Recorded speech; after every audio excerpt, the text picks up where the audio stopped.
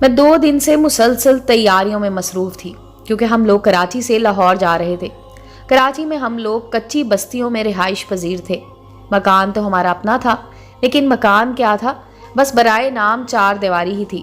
جب بارش برستی تو ہمارے مکان کی چھت ٹپکنا شروع ہو جاتی تھی۔ اماں اور ابا سال میں 2 بار چھت پر مٹی اور گارا ضرور ڈال دیتے تھے، لیکن بارش کا تیز پانی مٹی کو بہا کر لے جاتا۔ میں اور زاہدہ 2 بہنیں تھیں، دونوں نہایت خوبصورت تھیں۔ ایک بار زویا ابا کے ساتھ لاہور گئی تھی، وہاں ابا کے کسی دوست کے بیٹے کی شادی تھی۔ اس شادی پر ہی زویا کو کسی نے پسند کر لیا، یوں چٹ منگنی اور پٹ بیاہ ہو گیا۔ اماں تو بہت خوش تھی کیونکہ زویا امیر خاندان میں بیاہ ہی گئی تھی۔ زویا کا شوہر واصف پاکستان میں ہی رہتا تھا، جبکہ اس کے ماں باپ بیرون ملک ہوتے تھے۔ ہم لوگوں کو زویا سے ملے 1 سال ہو گیا تھا۔ ہم لوگ 1 سال بعد اس سے ملنے جا رہے تھے۔ میں نے ضروری سامان ساتھ رکھ لیا تھا۔ ہم لوگ بس میں سوار ہو کر اسٹیشن پر پہنچ گئے۔ وہاں ٹرین پہلے ہی موجود تھی۔ صبح کے 9 بجے تھے۔ دھند چھائی ہوئی تھی اور سردی بھی بہت زیادہ تھی۔ ہم لوگ ٹرین میں بیٹھ گئے۔ آج اتنا رش نہیں تھا کیونکہ سردی کی وجہ سے لوگ گھروں سے کم ہی باہر نکلتے تھے۔ میں خالی سیٹ پر ٹیک لگا کر بیٹھ گئی۔ مجھے نہیں معلوم میری کب آنکھ لگ گئی۔ مجھے اماں نے اٹھایا اور کہا کہ کھانا کھا لو۔ میرا تو کھانے کو دل ہی نہیں کر رہا تھا، اس لیے میں نے 2-3 نوالے لے کر ہی ہاتھ اٹھا لیا اور دوبارہ جا کر لیٹ گئی۔ صبح کے 8 بجے ہم لوگ لاہور اسٹیشن پر تھے۔ اماں نے زویا کو فون کر کے اپنے آنے کا بتا دیا تھا۔ اس نے کہا تھا کہ آپ لوگ فکر نہ کریں، میں آپ کو لینے کے لیے کسی کو بھیج دوں گی۔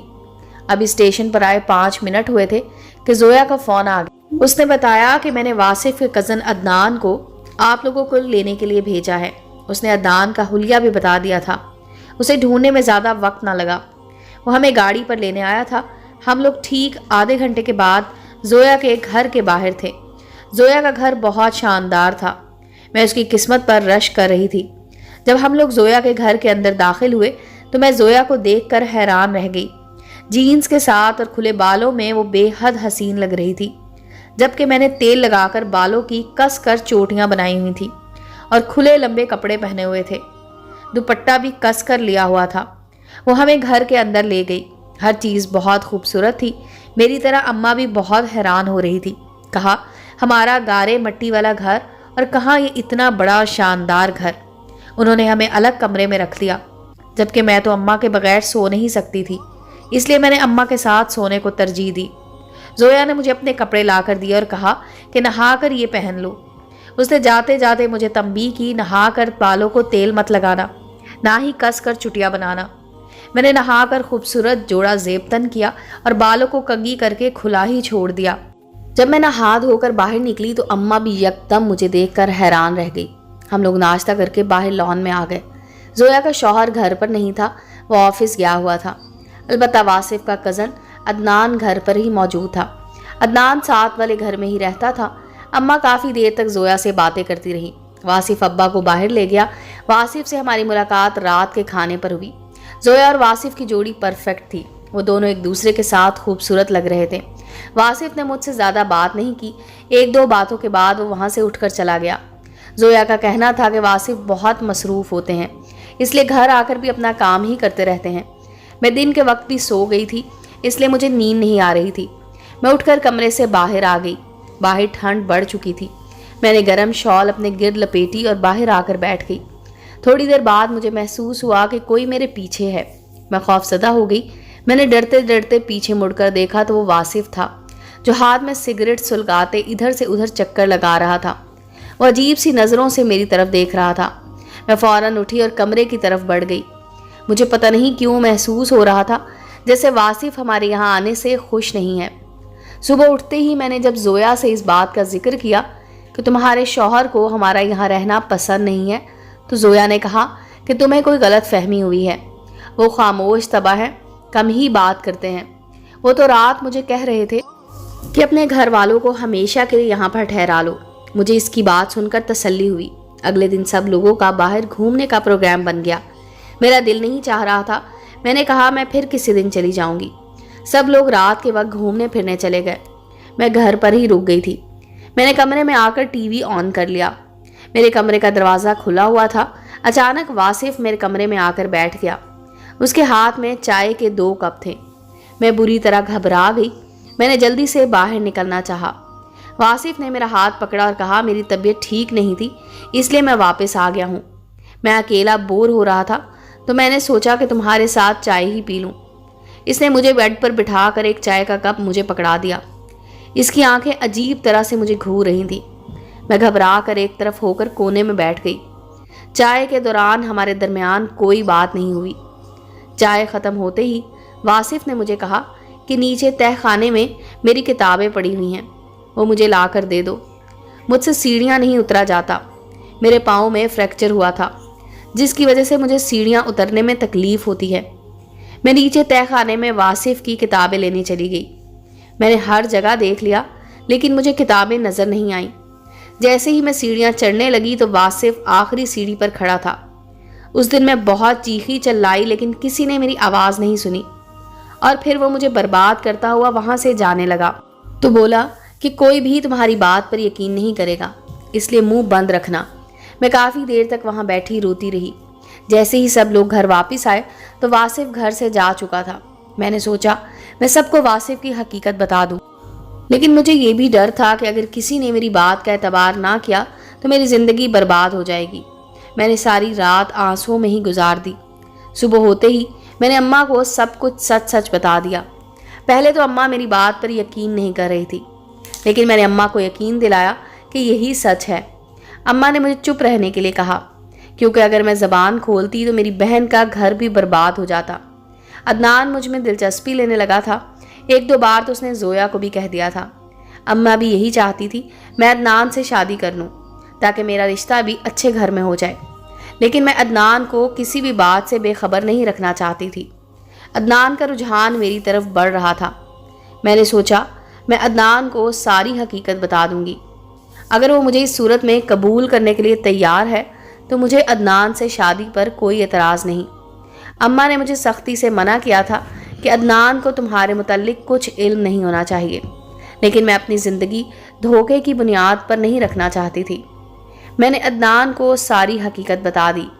پہلے تو وہ چپ رہا، پھر آہستہ آہستہ اس نے مجھ میں دلچسپی لینا چھوڑ دی۔ جب بات ابا کو پتہ چلی تو ابا نے واصف کو جان سے مارنا چاہا۔ اس لڑائی اور دھکم پیل میں ابا کو ہارٹ اٹیک ہو گیا۔ وہ چند دن ہسپتال میں رہے اور پھر وفات پا گئے۔ میں نے اماں کو یہاں سے چلنے کے لیے کہا، لیکن اماں یہاں سے جانے کے لیے کسی صورت تیار نہیں تھی۔ اماں نے ہر جگہ میں مشہور کر دیا تھا کہ میں دماغی مریضہ ہوں اور میرا علاج چل رہا ہے، جس کی وجہ سے میں الٹی سیدھی باتیں کرتی رہتی ہوں۔ میں اکیلی جاتی بھی تو کہاں جاتی؟ میں زویا کے گھر پر رہنے پر مجبور تھی۔ ابا کی وفات کے 3 ماہ کے بعد اماں بھی فوت ہو گئیں۔ یوں اب میں اکیلی رہ گئی تھی۔ زویا بھی اب مجھے منہ نہیں لگاتی تھی۔ جب سے میں نے اس کے شوہر کی اصلیت سب کو بتائی تھی، وہ میری دشمن بن گئی تھی۔ اسے لگتا تھا کہ میں جھوٹ بول رہی ہوں اور اس کے شوہر کو بدنام کرنا چاہ رہی ہوں۔ زویا نے مجھے گھر کے پیچھے بنے سرونٹ کوارٹر میں منتقل کر دیا۔ میں وہاں بے یار و مددگار پڑی رہتی۔ کوئی بھی میری بات پر یقین کرنے کے لیے تیار نہیں تھا۔ مجھے واصف سے اب بھی خطرہ تھا، اس لیے میں اس گھر میں نہیں رہ سکتی تھی۔ ایک دن میں نے خاموشی سے اس گھر کو چھوڑ دیا اور عورتوں کے ہاسٹل میں چلی گئی۔ میں نے سوچا میں کوئی کام ڈھونڈ لوں گی، اس طرح ہاسٹل کے اخراجات پورے ہو جائیں گے۔ ہاسٹل میں میری ملاقات ایک ایسی لڑکی سے ہوئی جو لوگوں کو لڑکیاں فروخت کر کے ان سے رقم وصول کرتی تھی۔ میں نے بھی اس لڑکی سے ملاقات کی اور اسے اپنا ساتھ لے جانے کے لیے کہا۔ پہلے تو اس نے انکار کر دیا، لیکن میں نے اس سے کہا کہ مجھے جو پیسے ملیں گے ان میں سے آدھے پیسے میں تمہیں دے دوں گی۔ پیسوں کی لالچ کی وجہ سے وہ مان گئی۔ میں نے آج رات اس کے ساتھ جانے کا ارادہ کر لیا۔ میں اندر سے مکمل طور پر ڈری ہوئی تھی، لیکن مجھے کچھ نہ کچھ تو کرنا ہی تھا۔ اس لڑکی نے میری ملاقات ایک ایسے آدمی سے کروائی جس کی بیوی فوت ہو چکی تھی اور اس کی 3 بیٹیاں تھیں۔ اس آدمی کا نام ارشد تھا۔ دیکھنے میں تو وہ اچھا انسان معلوم ہوتا تھا۔ آدمی سے ملنے کے بعد مجھے تھوڑا بہت اس پر یقین آ رہا تھا۔ ارشد مجھے اپنے گھر لے گیا۔ گھر میں اس کی 3 بیٹیاں اور ماں تھی۔ اس نے مجھے اپنے گھر والوں کے سامنے ایک ملازمہ کی حیثیت سے متعارف کروایا۔ ارشد کی بیٹیاں چھوٹی چھوٹی تھی۔ سب سے بڑی بیٹی کی عمر 10 سال اور چھوٹی کی عمر 3 سال تھی۔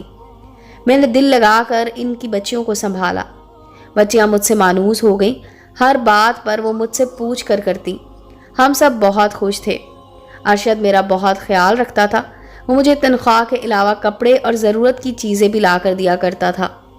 جب بھی وہ بچوں کو گھمانے باہر لے کر جاتا تھا تو وہ مجھے بھی ساتھ ضرور لے کر جاتا تھا۔ آہستہ آہستہ میں بھی ارشد اور اس کی فیملی سے مانوس ہو گئی تھی۔ میرا یہاں سے جانے کو دل نہیں کرتا تھا۔ میں سوچتی اگر ان لوگوں نے مجھے نوکری سے نکال دیا تو میرا کیا ہوگا۔ ایک دن ارشد مجھے اور بچوں کو لے کر باہر آیا ہوا تھا جب میرا سامنا عدنان سے ہو گیا۔ وہ نشے کی حالت میں تھا اور مجھ سے معافی مانگ رہا تھا۔ میں اس کی بات سنے بغیر ہی آگے بڑھ گئی۔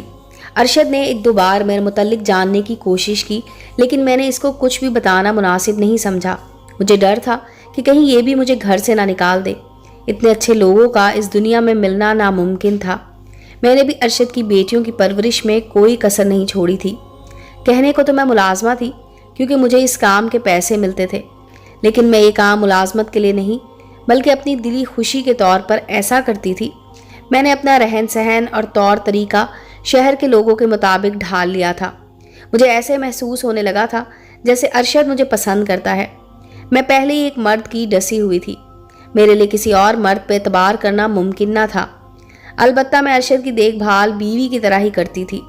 ارشد کو وقت پر کھانا دیتی، اس کے کپڑوں کا خیال رکھتی، اس کی ہر پسند اور ناپسند کو میں بخوبی جان چکی تھی۔ ایک دن میں اور ارشد سب سے چھوٹی بیٹی کو لے کر ہاسپٹل گئے۔ وہاں میرا سامنا واصف سے ہو گیا۔ وہ اپنی بیٹی کو لے کر ہسپتال آیا تھا۔ اس کے ساتھ زویا بھی تھی۔ واصف باہر بیٹھا ہوا تھا۔ اس نے مجھے دیکھتے ہی کہا تم واپس آ جاؤ، میں تمہاری شادی عدنان سے کروا دوں گا۔ عدنان بھی اپنی غلطی پر نادم ہے اور تم سے شادی کرنا چاہتا ہے۔ میں سب کے سامنے اقرار جرم کر لوں گا۔ میں نے کہا میں جہاں ہوں بہت خوش ہوں، مجھے کہیں آنے جانے کی اب کوئی ضرورت نہیں ہے۔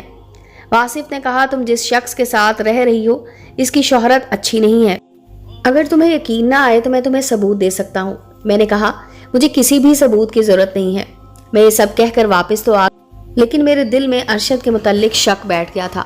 اب میں ارشد کی مثبت بات کو منفی طریقے سے سوچنا شروع ہو جاتی تھی۔ ایک دن زویا میرا پتہ معلوم کر کے میرے گھر آ گئی۔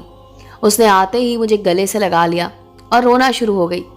میں نے تسلی سے اسے بٹھایا اور پانی پلایا۔ اس نے کہا تم میرے ساتھ گھر چلو، مجھے میرے شوہر کی حقیقت معلوم ہو گئی ہے۔ واصف نے مجھے سب کچھ بتا دیا ہے اور وہ ہر طرح سے تم سے معافی مانگنے کے لیے بھی تیار ہے۔ زویا نے مجھے بتایا کہ ہماری بیٹی کو کینسر ہے۔ واصف کو لگتا ہے کہ اس کی گناہوں کی سزا اس کی بیٹی کو ملی ہے۔ ایک بار تم ہمارے گھر آ جاؤ تاکہ ہم اپنی غلطیوں کا ازالہ کر سکیں۔ میں ایک ہفتے کے لیے زویا کے گھر چلی گئی۔ زویا کی بیٹی کی طبیعت بہت خراب تھی۔